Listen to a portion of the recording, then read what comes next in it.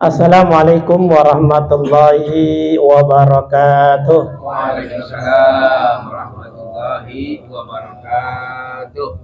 Bismillahirrahmanirrahim. Alhamdulillahil fatih lima ughliqa wal khatim lima sabaq wan nasiril haq bil haq wal hadi ila siratikal mustaqim wa ala alihi haqqa qadrihi wa miqdarin azim. Allahumma ahrizna min zulumatil wahmi wa akrim bi nuril fahmi wa aftah alaina bi ma'rifatil ilmi wa ahsin ahlakana bil ilmi wa sahil lana abwaba fadlik wa ansur alaina min hazzani rahmatika ya arhamar rahimin. Alhamdulillahirabbil alamin.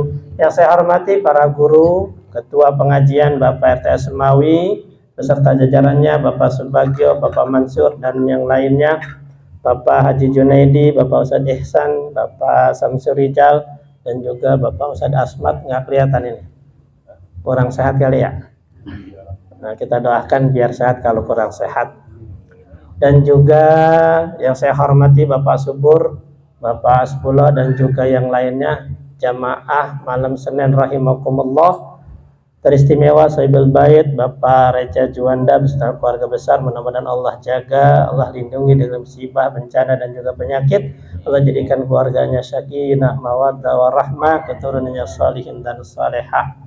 Dan juga kita semuanya yang hadir pada hari ini, Allah berikan taufik hidayah untuk bisa menjalankan perintahnya dan juga menjauhi segala larangannya. Amin ya rabbal alamin. Alhamdulillah, kita mulai lagi pengajian kita. Sudah sekian lama hari raya Idul Fitri dan juga Ramadan kita rehat sebentar.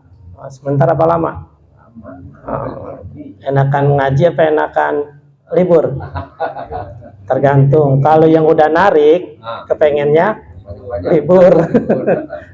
yang belum narik ya cepetan lah, gua mau narik ya kan gitu. Yang ditungguin jadi bukan ngajinya tapi apanya, tarikannya. Yang nggak ngapa-ngapa ya, masih mending ada harapan buat ngaji ya. Jadi alhamdulillah kita dipertemukan di bulan Syawal, di akhir bulan Syawal. Setelah kita Ramadan kemarin, kita berjuang dalam rangka menghapus dosa.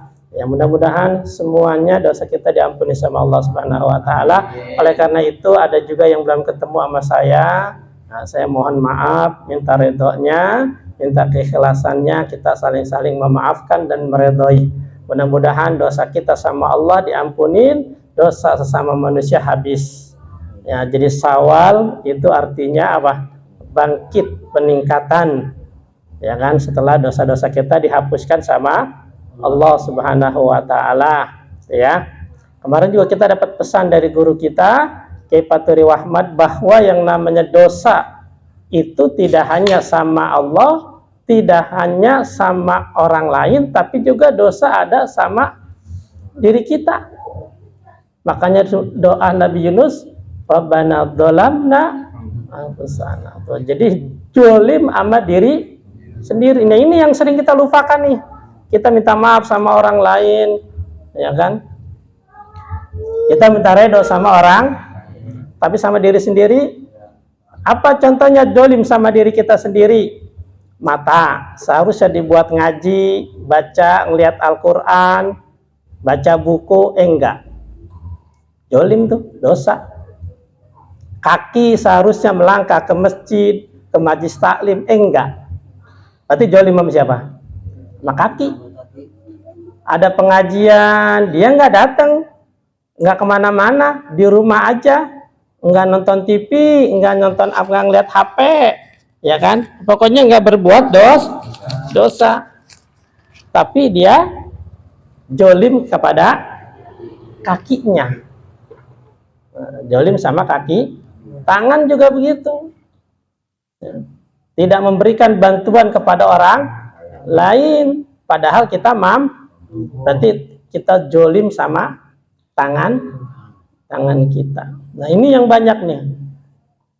Oleh karena itu di bulan Syawal selain kita minta maaf kepada sama manusia, kita juga mengintrospeksi diri, bayar, kerjakan hak-hak anggota tubuh kita. Semua anggota tubuh kita punya hak, ya kan? Kaki punya hak, mata punya hak, mulut punya hak. Hak apa? Ibadah kepada Kalau kita nggak lakukan, maka kita apa? Jolim. Nah, kita jolim. Jadi kita nggak ngapa-ngapain aja, dosa. Padahal kita nggak berbuat maksiat, tapi kita tidak menggunakan anggota tubuh kita untuk ibadah, itu namanya jolim. Ya, nah, maka supaya kita tidak jolim, maka kerjakanlah, ya kan? Tunaikanlah hak anggota tubuh kita, ya. Ada kan orang gitu, cuman sholat doang, ke masjid datang, ya ke masjid datang, ya kan? Bermasyarakat enggak, ke pengajian enggak, di rumah aja. Nah, punya dosa enggak dia sama orang lain? Enggak, tapi dia dosa sama siapa? Sama dirinya sendiri, anggota tubuhnya, jolim namanya jolim, ya. Itu. Nah, oleh karena itu di bulan Syawal semua meningkat. Yang tadi masih remang-remang ke masjid, sekarang harus konsisten, istiqomah. Yang belum sama sekali, ayo belajar. Peningkatan. Yang belum ikut ngaji, ayo belajar ngaji. Yang udah istiqomah. Ya, istiqomah. Kenapa? Karena ibadah yang paling baik itu adalah yang istiqomah, ya. Nah, oleh karena itu biasanya kalau habis bulan Syawal yang sepi itu apa? Masjid. Ramadan rame. Nah, setelah Syawal masjid jadi apa? Sepi lagi, kayak orang habis hajatan. Nah, oleh karena itu ini akan saya bacakan tentang keutamaan masjid, kemuliaan masjid. Mungkin udah pernah ngaji, pernah dengar, ya saya ulang lagi. Memang kerjaan kita begitu, kerjaannya ngulang. Beda dengan Imam Syafi'i. Imam Syafi'i, Bapak, kalau ngaji, sekali ngaji hafal. Tuh. Ya kan? Beliau itu sekali ngaji hafal. Semuanya yang didengerin dari gurunya semua hafal, ingat, enggak ada yang kurang. Beliau itu termasuk orang miskin, fakir.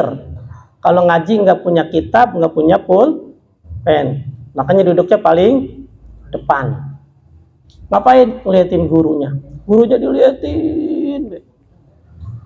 Setelah ngaji ditanya, mana kitab kamu? Mana pulpen kamu? Nggak punya guru. Terus apa yang kamu dapat? Ilmu itu bukannya di buku, tapi ilmu itu di dada katanya. Bener, saya tes. Semuanya apa yang diucapin sama gurunya, hafal. Makanya ke bapak kalau ngaji paling depan, liatin gurunya, cerul, liatin, ngototin, paling getok sama gurunya, ngapa ngototin gua? Kita ngeliatin guru, bukan ngeliatin mukanya, ngeliat apa? Kainnya BHS, cincinnya nyala. Ya, ntar habis ngaji gua pinta. Jadi Imam Syafi'i itu kalau ngajar Imam Syafi'i, siapapun gurunya, jiper. Kenapa? Nggak bisa ngulang lagi. Nggak bisa ngulang lagi. Kalau nggak di sini, tetap aja saya ulang. Ada yang lucu nih saya ulang, besok diulang lagi, ketawa lagi nggak? Kenapa? Lupa. Padahal kita ngaji yang ada yang lucu nih, yang ceramah. Padahal ceramah itu juga kan? Pas diulang, ketawa lagi. Kenapa? Lupa. Imam Syafi'i nggak berlaku begitu. Makanya siapapun gurunya udah nyerah. Kenapa? Nggak bisa ngulang-ngulang. Ya kan? Nggak bisa ngulang. Itu hebatnya Imam Syafi'i, ya kan, beliau. Nah, di antaranya kenapa beliau bisa cerdas, pinter, karena kedua orang tuanya yang menjaga makanan dari makanan haram dan syubhat, dan istiqomah dalam ibadah, ya. Yang mudah-mudahan kita nggak kayak Imam Syafi'i, mudah-mudahan anak cucu kita, ya. Itu.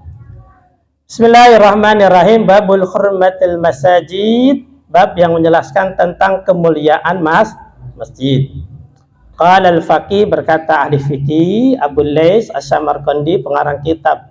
Ini namanya kitab Tanbihul Ghafilin. Ya, Tanbihul Ghafilin itu artinya peringatan buat orang-orang yang lalai, orang yang lupa, ya kan?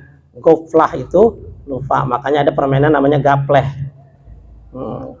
Orang kenapa dilarang? Karena goplah. Kalau main gapleh, lupa sholat, lupa zakat, lupa istri, lupa anak, lupa pulang kadang-kadang, ya kan? Lupa makan juga. Ya udah goplah, gapleh, ya kan? Gitu ya. Main kagak mau, ntar takut gua lupa. Udah main sebentar aja, sebentar, kalah, ditanggung saya lagi dah, terus sampai pagi.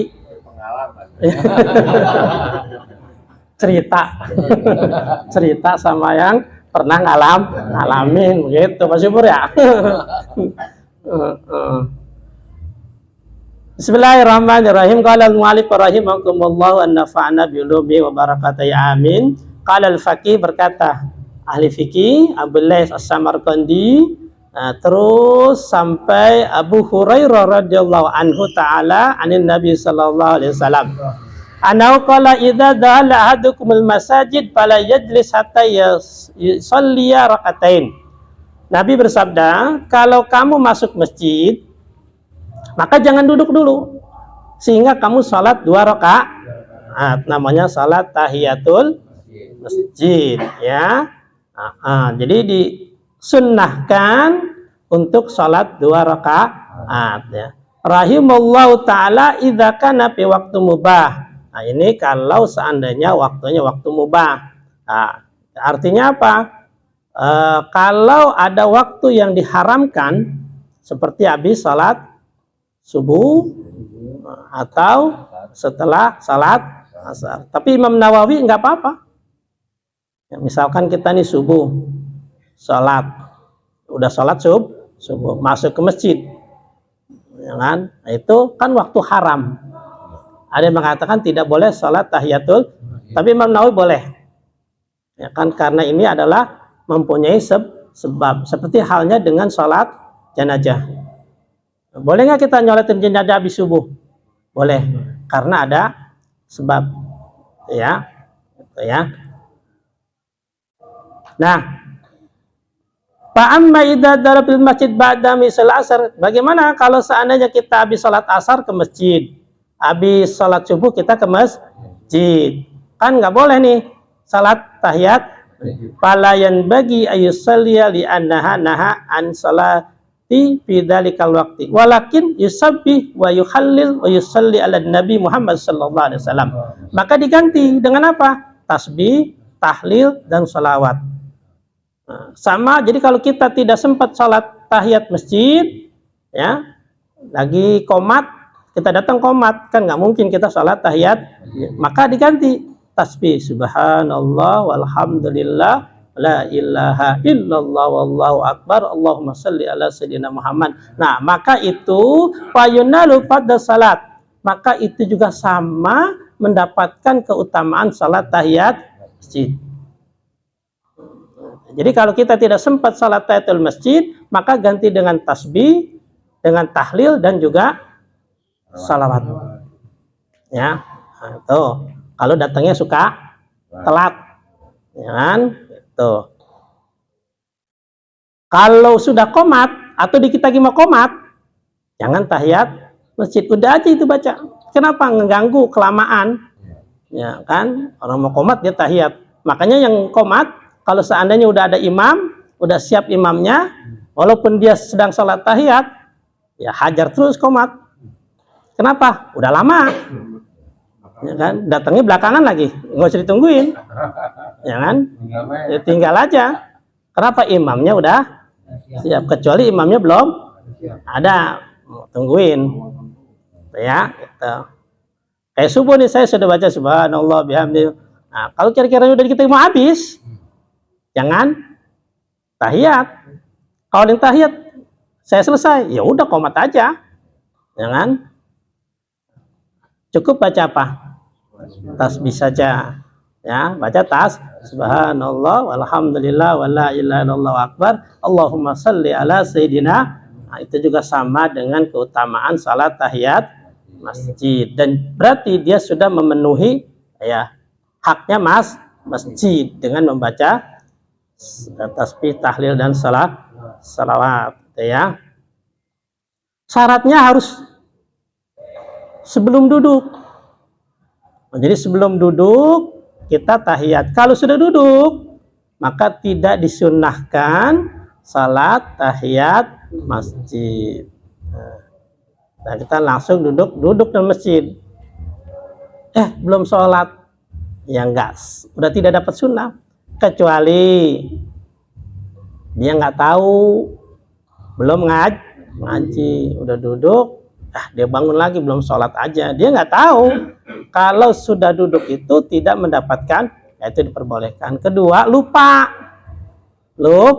tahu-tahu duduk dia, tapi belum lama, duduknya belum lama, apa dia punya kerjaan atau dia pengen itikaf, pokoknya gue lagi pusing banget di rumah, gue mau di masjid dia wudu, dia rapi, saking pusingnya tahu dia duduk, belum lama, baru berapa detik, iya ini masjid ya belum, nggak apa-apa, bangun sholat. Kenapa? Karena dia lupa, udah saking pusingnya dengan urusan kali, ya kan. Sholat nggak apa-apa, kecuali udah lama, nggak dapat keutamaan sunnah tahiyat masjid, gitu ya. Faqala hadatsana Muhammad bin Fadli, terus ilahiri sampai Salman Al-Farisi. Anna Salman Al-Farisi radhiyallahu anhu istara khadiman. Salman Al-Farisi ini sahabat Nabi, satu hari beliau beli budak. Budak. Lalu budaknya itu pakata bailai. Lalu Salman Al-Farisi nulis surat buat budaknya. Apa isi daripada suratnya itu? Yang pertama, ya ahi tafarrag li ibadati qabla yanjila bika minal bala'i ma la yastati fihil ibadah. Wahai ahi, saudaraku, ya, isilah hidupmu dengan ibadah sebelum turunnya musibah bencana kepadamu sehingga kamu tidak bisa ibadah. Jadi dinasihat ini lu budaknya nih sama Salman Al-Farisi, kalau ada waktu luang pakai ibadah. Kenapa? Kalau udah kena musibah, kena penyakit, kamu nggak bisa jalan, baru nyesel, ya kan? Selagi gagah pakai ibadah. Entah kalau udah tua, udah lemes, kamu pasti nyesel. Itu pesan Salman kepada budaknya. Jadi semakin sekarang lagi masih sehat, udah ke masjid, cari pengajian, berbuat baik.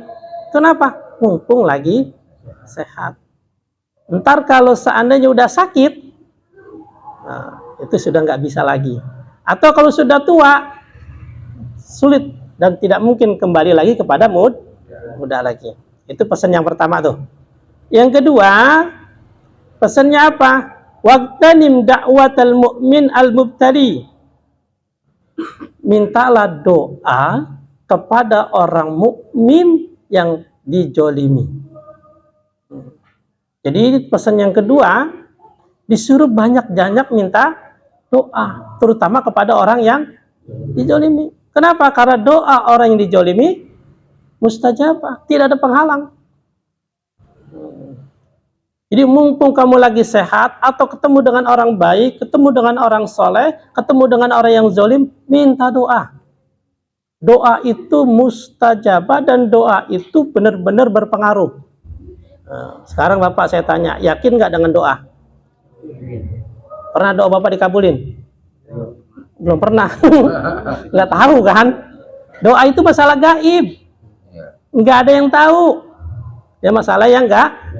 Makanya pernah saya baca satu buku ya tentang ibadah berkaitan dengan kesehatan. Jadi orang barat ditanya tentang doa yang gaib itu, dia nggak percaya karena yang gaib itu nggak mungkin masuk akal. Orang barat itu kepengennya sesuatu yang masuk. Maka ada seorang barat, orang Islam namanya Haris. Ya, Haris itu bukan orang Blok Sao, orang Amerika. Dia ingin membuktikan kalau doa itu berpengaruh. Apa yang dia lakukan? Dia masuk ke rumah sakit besar. Di situ dia menghitung ada 990 orang yang sakit. 990 orang. Lalu dibagi dua, kelompok A dan kelompok B sama dia. Yang kelompok A itu dipanggil sekelompok orang yang alim, yang agak soleh, buat didoain. Dibacain doa selama 4 minggu berturut-turut, nggak pernah berhenti itu kelompok A. Padahal kelompok A nggak kenal sama yang doain, yang ngedoain pun nggak kenal sama yang sakit. Nggak ada yang kenal. Tapi kelompok A ini nama-namanya udah dikasih tahu. Bapak-bapak tolong doain si A nih. Ada berapa orang, namanya si A bin si B. Terus si B dikasih tahu. Tapi nggak tahu kalau yang sakit itu kalau lagi didoain. Ini untuk mencari penelitian. Nah, selama 4 minggu berturut-turut didoain, apa yang terjadi? Kelompok A sehatnya lebih dulu. Walaupun dia belum sembuh, tapi perkembangan kesehatannya lebih meningkat ketimbang kelompok B. Nah, itu orang Barat begitu tuh. Saking ingin membuktikan sesuatu itu masuk akal atau tidak. Nah, berarti doa itu ngaruh, Pak. Maka jangan pernah malu, jangan pernah segan. Emang doa lo dikabulkan. Kita nggak tahu doa dari siapa yang dikabul. Sekarang kita sehat, bisa jadi ini doa dari tetangga kita 2 minggu yang lalu. Sekarang kita dapat rezeki ini, bisa jadi doa bapak kita 2 tahun yang lalu masih hidup. Ya kan? Sekarang kita bisa menikmati tenangnya hidup, bisa jadi doa guru kita dulu waktu SD. Ya kan? Kita nggak tahu doa mana. Maka jangan pernah kita malu, segan minta doa dari siapa saja. Dan kita pun jangan pernah males berdoa buat diri kita sendiri. Perasaan doa dari kecil sampai sekarang nggak pernah dikabulin. Kita nggak tahu, ya kan? Emang pernah berasa kata Allah nih doa lu gua kabulin? Kan enggak, ya kan enggak ada catatannya, tidak ada tanda-tanda, ya kan? Tahu karena kita nikmat aja nih. Bapak semalam doa nggak minta sehat? Ada yang kagak kan? Tapi kenapa sekarang sehat?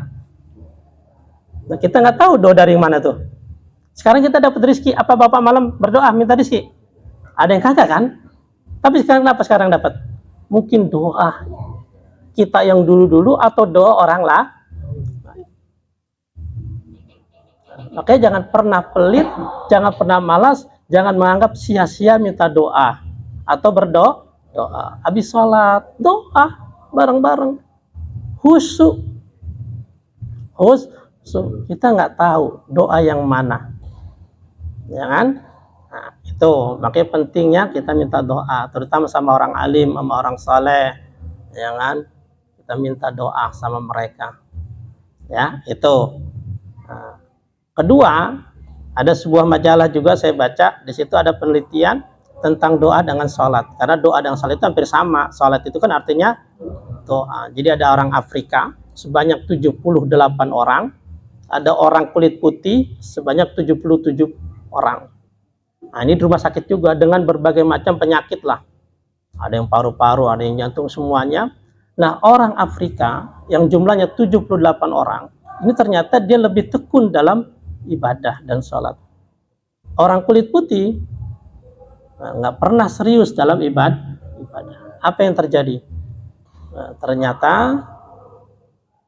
alat kesehatan yang dipakai oleh orang Afrika itu lebih sedikit. Artinya apa? Mereka lebih kuat dibanding dengan orang kulit putih. Dia lebih banyak menggunakan alat kesehatan seperti oksigen dan yang lain sebagainya, lebih banyak. Artinya apa? Mereka lemah. Kenapa? Karena faktor ibadah. Jadi kalau orang yang ibadah sering istiqomah doa, maka fisiknya akan lebih kuat ketimbang dengan orang yang jarang ibadah, sholat terutama. Nah, itu makanya ada ungkapan, perbaikilah sholat kita, maka Allah akan memperbaiki hidup kita. Nah, makanya sholatnya diperbaiki. Dengan cara bagaimana? Ngaji. Bab sholat, diulang lagi. Sholat yang baik bagaimana, rukun, syarat. Sholat laki-laki di mana sunnahnya masjid ke masjid. Baru bisa maghrib doang. Maghrib aja istiqomahin. Udah enak, tambahin isanya. Udah mantep subuhnya. Terus ada peningkat. Insya Allah akan merubah hidup kita. Ya kan? Nah, jadi kalau kepengen hidup kita berubah kepada yang lebih baik, maka perbaikilah sholat. Nah, perbaiki sholat. Itu tentang kekuatan doa. Jadi Salman Al-Farisi mengingatkan kepada budaknya yang pertama, mumpung lagi sehat, kuat ibadah perbanyak sebelum kita sakit. Yang kedua, perbanyaklah minta doa kepada orang mukmin, terutama orang yang dizolimi. Yang ketiga, warham al-yatima wamsah bi ra'sihi wa at'imhu min ta'amika yalinu qalbuka. Yang ketiga, wahai akhi, saudaraku, berbuat baiklah kepada yatim. Usaplah kepalanya, kasih makan. Yalinu, maka hatimu akan lembut. Nah, jadi kalau selama ini hati kita kasar, keras, tidak mau menerima nasihat, maka perbanyaklah memberi sedekah kepada yatim. Nah, ini yang masih bingung definisi yatim. Nah, kalau Imam Syafi'i, Imam Nawawi mendefinisikan yatim itu sebelum balik. Jadi kalau sebelum balik itu namanya yatim. Kalau udah balik bukan yatim. Kenapa kita masih disantunin? Oh, karena dia belum nyari duit, masih sekolah. Makanya kalau ada anak yatim 15 tahun kagak sekolah, ya ngapain yatim? Ya ngapain disantunin? Buat apaan? Ya kan? Sedangkan dia sudah balik. Ya kan? Sudah balik. Ya kan? Ya kayak kemarin zakat juga. Di dalam pembagian zakat yang namanya mustahik zakat kan 8. Fakir, miskin, budak, amil, orang yang punya hutang, orang yang baru masuk Islam, mu'alaf, ama, fisabilillah atau ibnu sabil kan itu 8 orang. Yatim ada nggak? Nggak ada. Yatim nggak ada. Janda tua nggak ada. Ya, nggak ada. Ya. Maka jangan dibagi janda. Kok kita dibagi di sini? Jangan lihat jandanya, lihat apanya? Miskinnya atau fakirnya. Ya kemarin udah jelas yang pakai paturi kan? Gimana dia nih janda? Ya kan? Tapi anaknya kaya, ya nggak dapat katanya. Kenapa? Karena yang menanggung beban hidupnya adalah anaknya yang kaya. Kalau anaknya miskin juga, oh berarti bisa dapat. Anaknya dapat, emaknya dapat. Cuma tugas PRT tuh mendata besok siapa yang gajinya. Ya, makanya besok ada KPK datang mendata gaji bapak per bulannya berapa duit, pengeluaran berapa duit supaya zakatnya sesuai nanti mustahik ya dapat gitu ya kan. Kalau ada yang mendaftar silakan, gue miskin. Nah, berarti tatet PRT. Iya, kan kita nggak tahu. Jadi yang dihitung itu bukannya rumah, bukannya mobil, tapi penghasilan bulanannya. Ya kan? Bisa jadi kan rumah itu bisa warisan. Kayak saya, rumah gede, warisan. Ya kan? Ya, warisan. Nah, kan nggak bisa dimakan itu mah. Yang dimakan kan duit per bulannya itu. Kalau dapatnya dia sebulan gajinya 5 juta, padahal pengeluarannya sebulan 5.500.000, namanya miskin, tekor. Dapatnya 5 juta per bulan. Sedangkan pengeluarannya 5,5 juta atau 5.200.000. Miskin, dapat dia PRT. Kan kita nggak sedetil itu. Kita nggak tahu penghasilannya. Ya kan? Ya, kalau ada di data ya enak kita. Cuman pada malu, pada nggak ngaku kalau begitu mah. Itu miskin semua. Ya kan? Nah, makanya kalau ada yang nggak dapat, mohon dimaafin panitia. Iya, ya kan? Karena panitia nggak tahu ini miskin atau. Nah, kalau fakir lebih dahsyat lagi, nggak punya kerjaan tetap, nggak punya penghasilan tetap, serabutan, kadang-kadang kerja, kadang-kadang kagak, sekali kerja agak cukup buat sebulan, itu namanya fakir, dan itu harus lebih gede lagi PRT dapatnya ketimbang miskin. Kenapa? Karena yang nggak bulannya nggak netap, gitu ya. Dan kita juga nggak tahu juga. ya kan? Tuh. Jadi anak yatim kita santunin. Tujuannya apa? Yalinu qalbuk, supaya hati kita lembut. Ya. Jadi kalau pengen hati lembut silakan. Wa tadriku hajatuka, dan juga kalau kalian pengen dikabulkan hajatnya, anak yatim disantunin. Jadi kalau pengen hati lembut, kata Salman Al-Farisi, pengen hajat dikabulkan, maka perbanyaklah bersedekah kepada anak yatim. Ya kan? Nah, yang keempat, ya ahi fa inna sahidtuhu yauman, yakni an-nabi sallallahu ata rajul, ya. Wahai saudaraku, sesungguhnya aku menyaksikan Rasulullah sallallahu alaihi wasallam didatangi seorang laki-laki yang curhat. Tentang apa? Qaswatul qalbi, tentang kerasnya hatinya. Ya, kalau kita mungkin keras kepala kali ya, sengkek lah.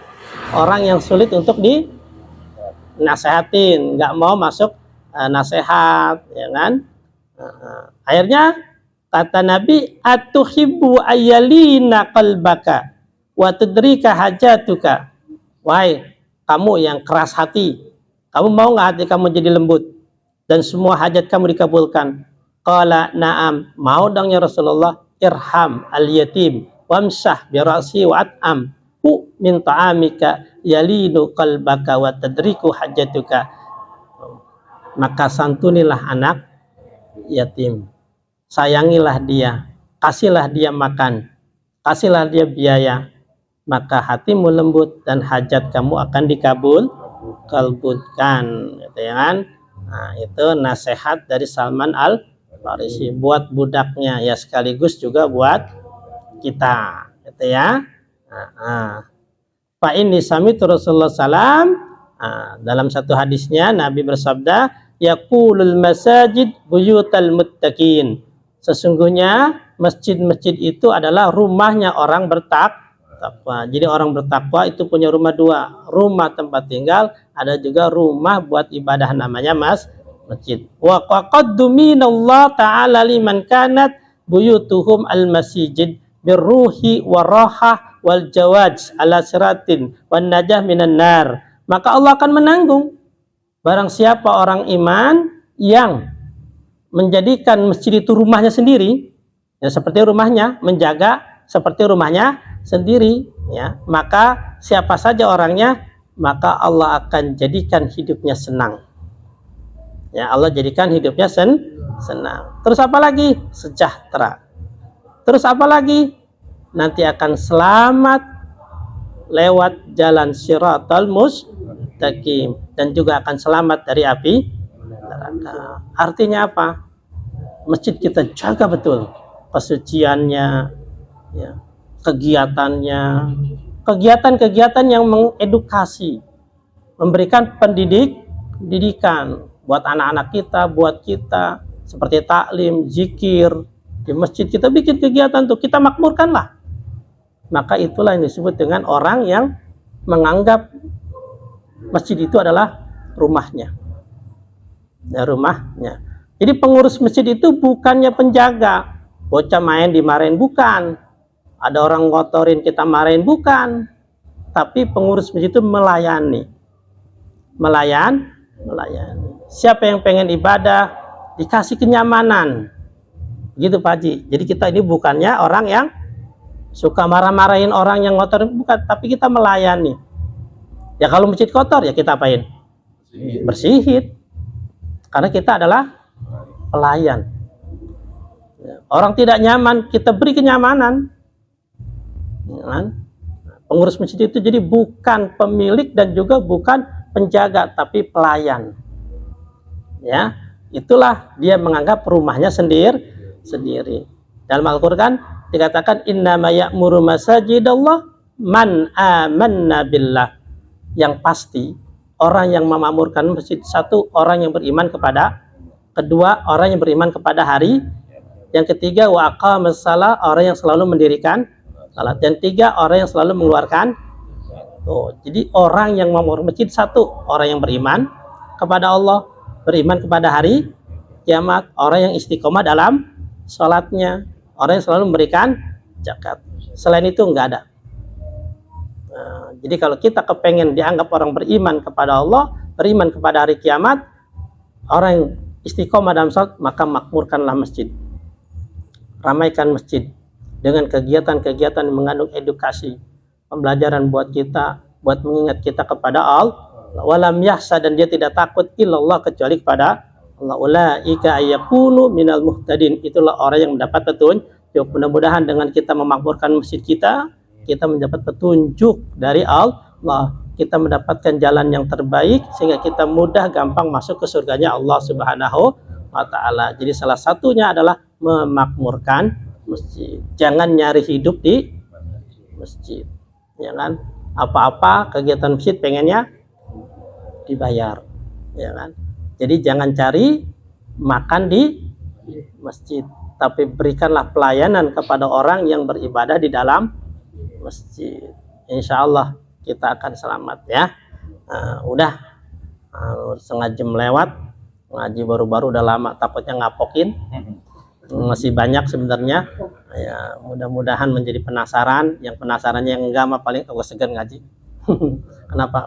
Itu lagi ya kan? Mudah-mudahan ini menjadi ilmu yang bermanfaat buat kita amalkan, khususnya saya pribadi ya, buat peringatan saya, sehingga kita lebih baik lagi di bulan Syawal ini ya, terutama dalam mengurus masjid. Kita doakan Bang Reja biar jadi seorang pemimpin yang menjadi suri teladan buat istri dan anak-anaknya, keluarganya sakinah mawaddah rahmah, dijauhkan musibah dan bencana, dan juga Bapak Haji Junaidi, keluarga besarnya, kita semuanya Allah jaga dari segala musibah, bencana, dan dari penyakit.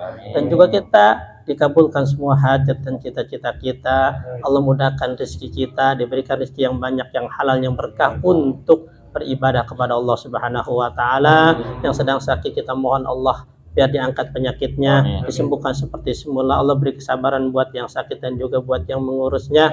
Yang punya masalah biar Allah kasih solusinya, yang punya hutang biar cepat lunas hutangnya.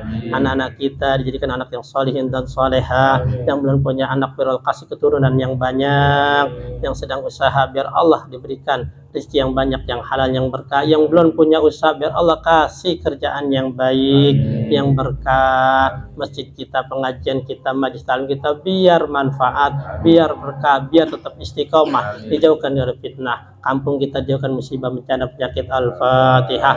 A'udzubillahi minasyaitonirrajim. Bismillahirrahmanirrahim. Alhamdulillahirabbil alamin, arrahmanirrahim, maliki yaumiddin, iyyaka na'budu wa iyyaka nasta'in, ihdinas siratal mustaqim, siratal ladzina an'amta 'alaihim ghairil maghdubi 'alaihim waladdallin. Amin. Terakhir saya ingatkan bahwa kita sebentar lagi masuk Idul Adha. Panitia korban Pak Imam sudah siap-siap. Jadi niatnya nabung, jangan niat korban. Karena kalau udah niat korban, namanya korbannya jadi korban wajib. Jadi yang mau nabung silakan nabung ke Pak Imam, gitu ya. Nabung. Sudah pasti sekarang naik kali ya. Kemarin berapa? Itu panitia dah yang urusan ya. Mudah-mudahan kita ada rezekinya.